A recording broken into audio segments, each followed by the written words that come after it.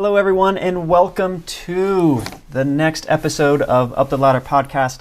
My name is Dr. Doug Endel, and today we are going to be talking about and trying to break down different aspects of using heart rate in your training, and whether you're an athlete, whether you are just getting started, whether you are just trying to improve your overall health.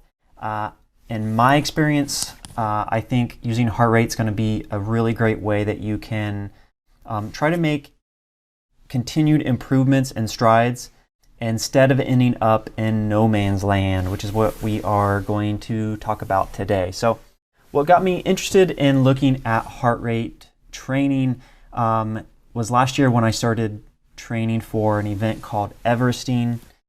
And so what that is I signed up for an event in August, which got pushed to this August, but I still trained and I still went out to Utah to see the event. But the event is you climb a mountain. In my case, it'll be 13 times to reach the vertical equivalent of Mount Everest. And so you hike up, you ride down, and so you've got 36 hours to try to complete this, and they provide food and a tent to sleep in and anything that you're going to need for the event. And so it was an amazing event, very transformative. I truly believe that in my case, I need something to be able to train for. I don't enjoy just going to the gym just to go to the gym, or I like to go for hikes, but to do the training necessary for something like this, I needed to have a goal, something that I would not normally be able to just walk out and do. I needed something pretty challenging, and so I believe that's important for a lot of people. And so, one of the takeaways from today's podcast is hopefully you will be encouraged to set your own goal, whether that's something like I'm doing, whether that's completely up to you.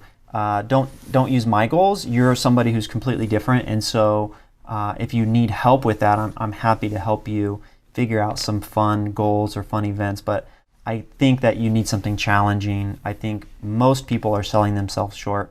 So that's why I got into heart rate variability training, because I wanted to make sure that I could tackle this obstacle. And so part of that training was looking at a phenomenal book by Ben Greenfield, where he breaks down a lot of different aspects of training, a lot of myths, a lot of misconceptions, and basically how to make the most out of the limited amount of timing and training that you've got. Because look, I'm just like you. I'm trying to run a business. I've got staff. I've got young children. I've got a wife. I've got a home we're trying to remodeling. So I don't have just a ton of extra time, an unlimited time budget to do this sort of training.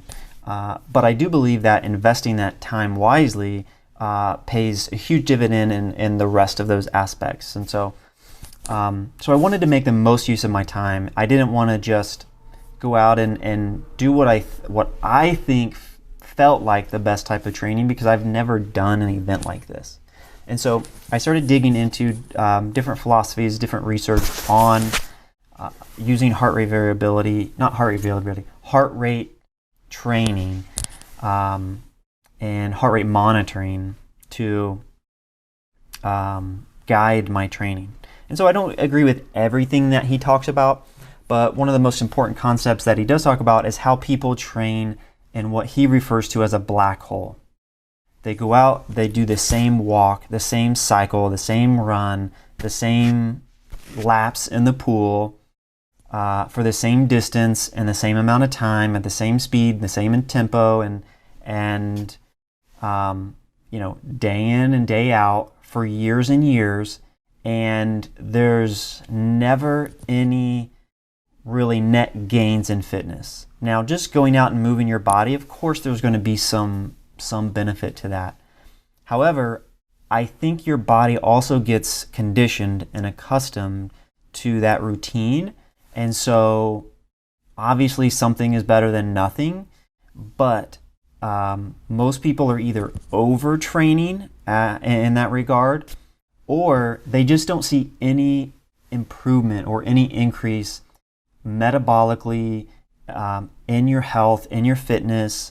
And so, I wanted to make better use of my time, and my encouragement is for you to make better use of your time, because if you're already going to be taking the time to do that, you might as well train smarter, and in some cases maybe a little harder, but mostly smarter.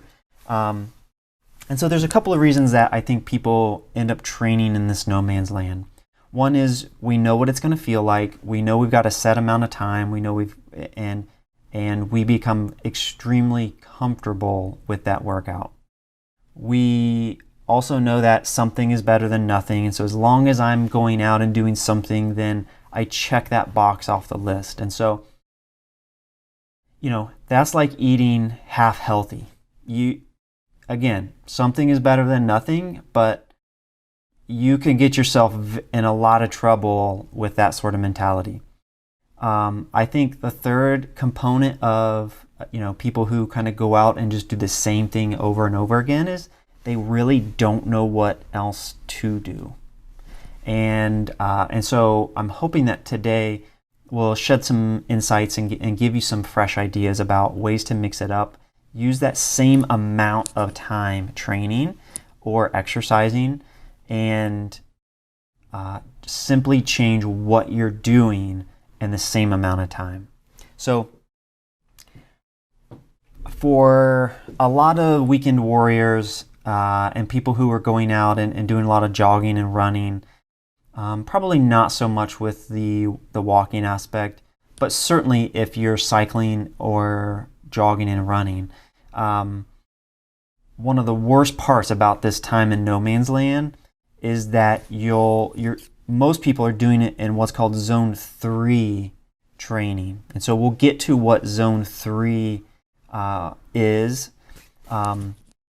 but that's known as a no man's land. You're going just hard enough to deplete your energy stores and damage muscles, but you're not going hard enough to really elicit significant training response. And so it feels like you're getting a really big or tough workout because you're depleting all of your glucose, all of your carbohydrate stores, but you're also not going to the extent where you see a flip in fitness or any kind of increase in actual metabolic health or fitness levels. So those are different things, but and so that's the person who, they train constantly and they don't get any faster in their 5K or 10K or marathon. Okay, if that's you, or if you know somebody in that space, that's because they're always training at the same intensity, and there's never any variation to it, and so there's never any increase metabolically to make yourself more fitter. And so this constant go hard at the same pace can also cause a lot of overuse injuries on this, because you're constantly using the same joints. Leads to arthritis and degeneration in those joints, causes an energy imbalance, which can really disrupt hormones and burn out your adrenal glands. So adrenal fatigue is a real thing, especially in people who are training really hard. For most of us, we're not training excessively hours and hours a week to the point where we get that adrenal fatigue. But certainly you're going to see an increase in damage to joints, again, leading to arthritis, degeneration. And so there's a better way to train a little bit smarter, which will pay huge dividends. So I also think that this has a lot to do with the concept of time. We are, this idea of training in no man's land and time balance, right? We're so used to multitasking that we try to get the biggest bang out of our training sessions in the least amount of time. And so we think that if we go harder in a shorter period of time, that we're going to make, an improvement, or again, it's something that we can check off the list. And so for many of us, on days that we're supposed to go longer and slower, we end up going too fast and burn out and cut the workout short. And then on days that we're supposed to add variation and intensity, we tend to end up continuing at the same higher pace throughout the race because we're used to it. And again, we have a mentality, faster is better. And that's not always the case, as we're about to find out. So is there still a health benefit to, if that's where you're at? Of course, doing something, again, is better than nothing.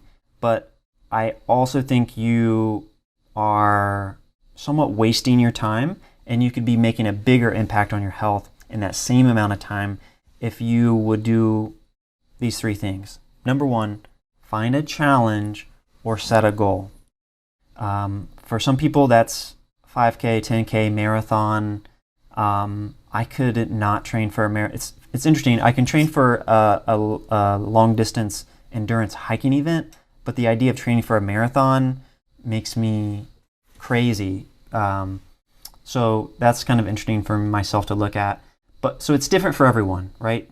Pick a goal though. So if it's not a marathon, if it's not, a crazy endurance or Spartan race, that's absolutely fine. Even if has nothing to do with walking or running. The goal is to pick a goal, because it's going to force you to analyze. There's a date and a time, and it's going to, force a lot of different factors to start to come together and be more focused. Second thing is, after you do that, find a plan to help you train for it. And so whether that's, a coach, whether that's just looking on the internet from like a Couch to 5K program, there's a ton of resources out there. Obviously, I'm here for you. And I'm happy to point you in the right direction. I've got a lot of resources around that. The third one is the hardest part, which is to actually stick to that plan. So many of these plans are heavily based on research, tons of participants, doing these plans, and there's a lot of experience behind it. So a lot of times, I've been guilty of this in the past. I'll change the plan. I'll adapt the plan. I'll think I'm smarter than the plan. Hardly ever is that actually the case. And so that's what I'm learning, because I've got a plan right now, is stick to the plan. On rest weeks, I back it down and I take rest weeks. I may change the plan based on the day. So if I'm supposed to do, an hour jog walk, at a 15% incline on the treadmill 3 times a week, I'm going to do that 3 times a week, but it may not be on the days that they signified just based on my schedule. But I'm not going to change the overall volume or intensities of the plan. I'm sticking to the plan. So that has taken me many, many, many years to figure out, to learn from my mistakes. And when you find a plan and it's for your specific goal, stick with it. So that's a long introduction to heart rate and different ways to look at it. But I think it sets the tone for training. My recommendation right now, and what I'm following and have seen pretty good success with, is really focused on training in 2 zones. So most people, there's different ways to break heart rates up. Some it's 3 zones, some it's 4 zones, 5 zones, 10 zones. I tend to use a 4-zone model. And so most of my training so it's an 80-20 principle. And what I'm going to recommend is 80% of your training done in what's called zone 2 training. The 20% you want to do high intensity interval training at a zone 4. And so that 20% is vitally important, because if you're going to get all the benefits from doing that high intensity training, it has to actually be hard. And it has to be high intensity, top end, and it should be mentally very difficult, not just kind of hard, not just, putting the time in. You should feel pretty tired and mentally fatigued after that. So I just did one of these workouts this morning before I'm recording this podcast. I love those mornings because the workouts are a little shorter and it's tough. And so after doing a really tough workout, I feel great afterwards. But I know later in the day I'm going to crash and bonk, and so that's why I'm trying to do this recording right afterwards while I've still got that energy high going on right now. So 80-20, 80% of your training. So if you're looking at, if you are going out and exercising 4 to 6 hours a week, 80% of that should be low and slow volume, or not low volume, but slow, right? Zone 2, we're going to get to that. The 20% though, map that out. 20% of whatever volume you're working out, however many hours you're working out, should be high intensity, difficult workouts. So that's going to be difficult to get used to, because as we look at what this zone 2 means, is that a lot of it's going to be slow, boring, much slower than you're probably used to. And again, on the days that it's not, you're probably going to have to go a lot harder than you're also used to going.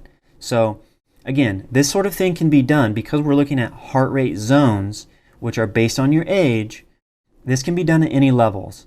Whether you're in high school trying to improve your cross-country time, whether you're you're a little older and you're looking to just go out and do some walking, you can incorporate this mindset into your walking, right? You can do a faster walk pace and then slow down. Faster walk pace, get your heart rate up a little bit higher, and you're going to feel and see so much differences if you do that, even on the same loops that you may typically do. If you just increase your cadence, it's going to make a difference. And so, in fact, there's a lot of research and evidence to support these. There's been a lot of, in different types of sports and in a lot of different research studies, they've looked at these two different types of training models. And so in one specific study in group 1, 80% did all of their training in either zone 1, which is basically recovery zone, or zone 2, which is just slightly elevated heart rate. You're able to carry on conversation. And then again, what I'm proposing here, 20% at a high intensity interval. Group 2 spent the same amount of time. They did the same amount of volume of training, the same amount of hours. They spent twice as much time and at the high intensity. So they worked again, twice as much at a much higher, more intense level. And at the end of 1 month, the group that did the high intensity for less amount of time always outperforms the second group that did twice as much high intensity. So it's very counterintuitive. It's not what we would typically expect, because so often we've been taught the harder you work, the better you're going to get. That works to a certain degree, but at some point there's a law of diminishing returns. And so 20% seems to be pretty close to that. And so let's take a deeper dive into those two things, the magic of zone 2 training, what that means in zone 2 training, and then what a HIIT workout usually means. And so as we look at the different types of heart rate zones, I'm going to give you the 4 zones that I typically work out based on heart rate maxes, and a brief description of what these are. Some people use lactate thresholds and some people use heart rate. I use a heart rate monitor. I wear a chest strap with every workout, and I connect it to MyFitnessPal. I found that to be a little bit more reliable than just relying on my Apple Watch. What's nice is with MyFitnessPal, it's got a connection with my Apple Watch. So at any point, I can look at my watch and I can see what my heart rate is. And so I use that so I'm not constantly looking at my phone. So I still use my Apple Watch, but not to actually gauge my heart rate, because for me, when I compare the two, there's a pretty significant difference. And so I'm sure there's tons of forums and tons of people's have different experiences with using a wrist device to measure heart rate versus a chest strap. I prefer chest strap. I think as long as you're consistent in what you're using, that's what makes the biggest difference. And so zone 1 is a recovery zone. The energy system you're going to be using is what's called oxidative stress. Basically, it's easy aerobic training just to get the blood circulating and moving. Helps remove inflammation from your system. It does not cause muscle breakdown. This is, light swim, walking the dog, an easy yoga class, just enough to get the blood pumping. It's basically 50 to 60% of your heart rate max. Zone 2, again, this is where I want to really see most of you. This is going to be 60 to 75% of your heart rate max. This is where you're really building endurance. This should be, again, a bulk of your training if you're doing exercises that last more than 2 minutes. This should be, this is fantastic because it's going to work on increasing the number of mitochondria in your cells, which is phenomenal at regulating blood glucose levels and getting using more of a fat as an energy source. So that's why I love zone 2. Zone 3 is going to be 75 to 85% of your heart rate max. This, again, this is where you can still build endurance, but this is where it's going to feel like you're walking. You're going uphill. You're going to start to feel burning in your legs. This is where your body switches from aerobic to anaerobic. So this is where you'll start to build up lactic acid, and again, constant training in this zone is going to lead to burnout and not a lot of major efforts. Zone 4, this is going to be the 85 to 100% of your heart rate max. This is going to be where lactic acid really starts to build up more quickly. You're really not going to be able to maintain this intensity of an activity for very long. This, again, is where you're going to be looking at doing hill repeats, stair repeats. This is where your leg starts to feel like rubber. And this is where we'll be doing interval training. And so those are the 4 zones that you want to really take a look at. What really got me into this zone 2 training is studying and looking at a guy named Dr. Phil Maffetone. I think I'm pronouncing that right. But he developed the Maf formula, which gives you where to stay in that zone 2. It's a formula based on your age. I'm going to break it down for you, but it breaks down where your max heart rate should be to stay in zone 2. So it's not your absolute max heart rate. It's where the high end of zone 2 is, where technically your body would start to switch from using an aerobic system to an anaerobic system, where you'll start to produce lactic acid. And so we want to stay below that threshold so your body's able to turn over. You can, again, produce more mitochondria when you're in this stage, and you're not going to start to develop that lactic acid. And you see tons of health benefits. There's a phenomenal interview that this Dr. Phil Maffetone did with on a podcast with Peter Attia. I highly recommend going to check that out. But this he's a cardiologist, and he's been working with athletes for years and years and years. And what he noticed is a lot of the athletes coming in would even high-level athletes were very unhealthy, cardiovascularly and metabolically. And so their lipids may look good, and they may be running fast, but overall health was still very poor. And so this was really bothering him. He goes through his story a lot in his book and on this podcast, but he starts really looking at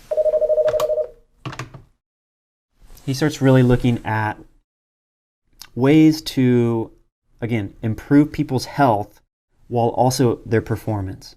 And so that's what I love about this is I don't want to do all this training just to accomplish a goal and in the end be more unhealthy, right? If I'm doing this training, I want to do it smarter so that my fitness levels and my overall metabolic health, cardiovascular health, all the risk factors for chronic disease and aging go down, not create more inflammation and cause more issues down the road, even though I accomplished this goal that I initially set out to do. So I want to make both of those things converge. I want to get healthier and train and accomplish something fun and challenging at the same time. And so why wouldn't everyone want to do that? And so he has set the stage for making a case for many, many years on how this has been successful in a lot of high-level athletes that he's trained, and a lot of weekend warriors like me who want to improve our health but also perform, again, at a little bit higher level than where I'm at right now.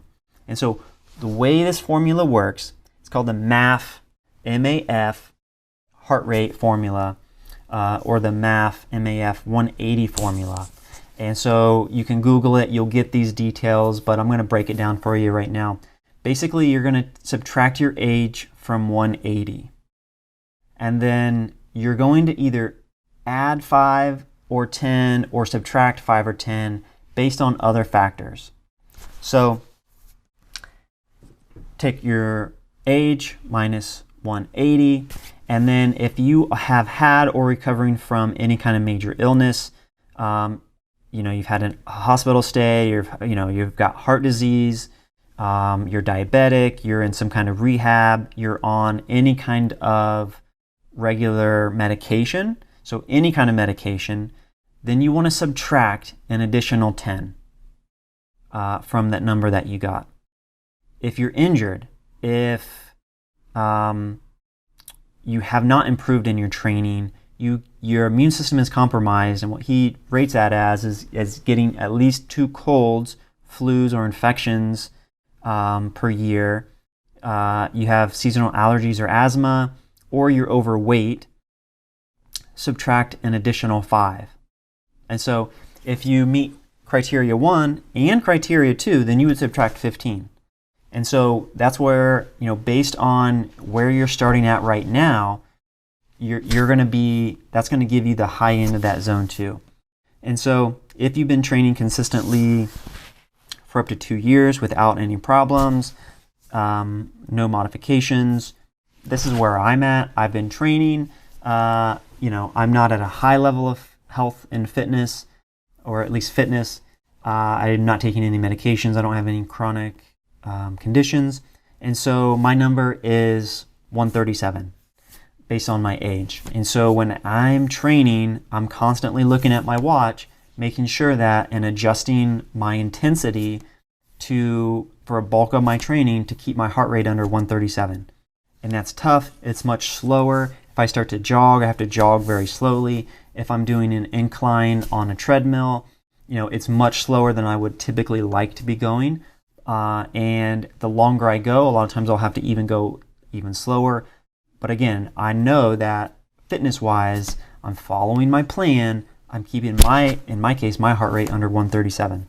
Now, if you've been training for 2 years without any of the problems you listed above, you have improved competitively, you've been using this formula, and you're on the tail end, then you add 5. And so ideally your fitness will improve over time. So this isn't a hard and fast rule forever, but at least for the next year, I would stick with this metabolic formula and looking at keeping yourself in what's called zone 2. You can find a lot more at philmaffetone.com. That's PHILMAFFETONE.com. And again, I'm really big on this. I'm seeing really significant improvements in my fitness by following these formulas. And so, again, the number that you get, 180 minus your age, subtracting or adding a couple of numbers to that is going to give you the high end of your zone 2, right? Not your heart rate max, but the high end of your zone 2, what you want to stay under if you're doing zone 1 and zone 2 training, which should be, again, 80% of the time in your training. So as we're looking at this, what's the opposite side of that, right? So we just talked about what is zone 2, why that's important. Once I flip over, in my case, 137 beats per minute, right, there's a grade, right? So it's not like, oh, I'm at 138, I start building lactic acid, right? It's an ebb and flow, but in general, I'm trying to stay under that 137. If I spent considerable time over 137, and I can tell you this is true, I start to feel it in my legs, I get the burning in my legs, I know I'm producing lactic acid, which is counterproductive to my overall goal of increasing endurance, building a really big base for the event that I'm training for. And so, again, 80% in zone 2 training. So what does the HIIT part of this look like? Technically, what the HIIT training, that 20% that you should be doing, what I did today, shouldn't take very long to do. And it should be very, very difficult as you're doing it. So the formula that I've been following is eventually, right now it's cold, so I'm doing cycling indoors. Eventually, I may be doing some hills outside, which is, again, part of the event that I'm trying to train for. So that makes sense. For some of you, it's just going to be increasing your cadence and intensity of walking. But the classic example is going to be 4 to 6 rounds of a 30 seconds max effort. So, for instance, what I did this morning when I trained, I warmed up on the bike, and then I turned the intensity of that bike up until I could still cycle quickly, and so I'm going hard and at a higher intensity, and at a higher resistance, and I'm watching my watch. And as soon as that hits zone 4, I'm looking at the clock and I'm doing, I'm continuing that for 30 seconds. And trust me, I'm counting down every second of that 30 seconds because it is hard. And so once I hit that 30 seconds, I back it down, and ideally you're going to have 4 to 4.5 minutes of rest. I would say at least 4. Again, what I'm doing is I'm checking out my heart rate to get a minimum, right? Either at the end of 4 minutes, if I'm in zone 2, I'm going to do my second round of interval. If 4 minutes comes and I'm not back down to my zone 2 levels, then I wait until my heart rate starts to calm down a little bit more, and then I start my next interval. What you'll notice is that as you do this, it'll take you less time for your heart rate to recover because you're becoming more fit. Also, you'll notice that because of you're using a lot of energy in these systems, it'll take you, after the first 1 or 2 reps of this intervals, it'll take you less time to get up to that zone 4. At least it does for me. And so, but again, once I hit that zone 4, 30 seconds, and I'm doing that. Today I did it for 5 rounds of that. And again, you want to shoot for 4 to 6 rounds of those intervals, 30 seconds, max effort. So I was done with, including a good 5 or 10 minute warm up on the bike. I was done in 30 minutes, 35 minutes which is great because, trying to maximize the amount of time and make the best use of the time. So again, some fantastic ways of mixing up your training. If you're walking, if walking or jogging is your kind of your jam, don't change the amount of hours that you spend walking, change the intensities that you spend walking. Factor out if you walk for an hour a day, 6 days a week, how many hours should you be walking, and start looking, start tracking your heart rate. Am I walking too fast? Most of you are either walking too fast or too slow. And so 80% in that zone 2, figure out what the high level of your zone 2 is. And then on those other days, try to speed up and then go slower again. Speed up and go slower. And I'll tell you, afterwards, you're going to feel a lot different. You're going to feel a lot better. And make sure to let me know if you try this and how you feel afterwards. If you have any questions about this at all, I'm happy to help you, point you in the right direction. If you are at a point where you are ready to take the next step and you want to take on a challenge of your own, I am starting a new coaching group where I want to take people just like you who are saying, I want to make a positive impact and change in my health. I want to take my health and fitness to the next level, and I want to see improvements and changes in all areas of my life.